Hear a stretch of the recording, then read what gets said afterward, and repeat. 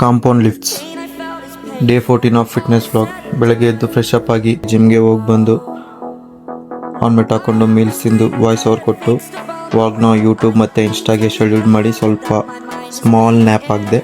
ಮತ್ತು ಎದ್ದು fresh up ಆಗಿ ಪ್ರೀ ವರ್ಕೌಟ್ ಮೀಲ್ ತಿಂದು ಜಿಮ್ಗೆ ಹೋದೆ.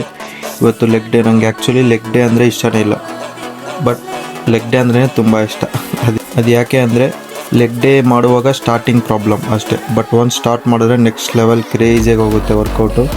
Last week barbell squats 70 kgs ಮಾಡಿದ್ದೆ, ಬಟ್ ಈ ವೀಕ್ಸ್ 80 kgsಲ್ಲಿ ಮಾಡಿದೆ, ಸೇಮ್ ರೆಪ್ಸ್ ಬಂತು. So it is a good sign for a intense workout ಅಂತ ಅರ್ಥ.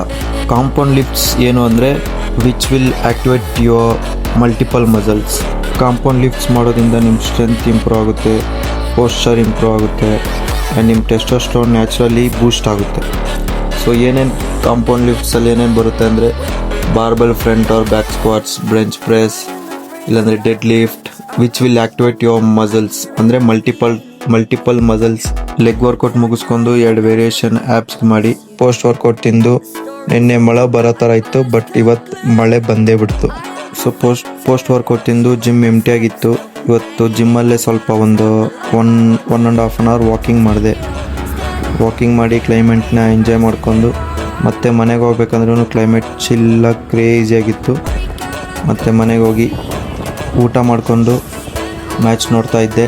ಆಮೇಲೆ ಇವತ್ತು ಹೆಂಗೋ ಜಿಮ್ಮಲ್ಲಿ ವಾಕಿಂಗ್ ಮಾಡಿದ್ನಲ್ಲ ಅಂತ ಇವತ್ತು ಆಚೆ ಏನು ವಾಕಿಂಗ್ ಹೋಗಿಲ್ಲ, ಅಲ್ಲೇ ಮನೇಲೇ ಕೂತ್ಕೊಂಡು ತಿಂದು ಬೇಗ ಮಲ್ಕೊಂಬಿಟ್ಟೆ ಅಷ್ಟೇ.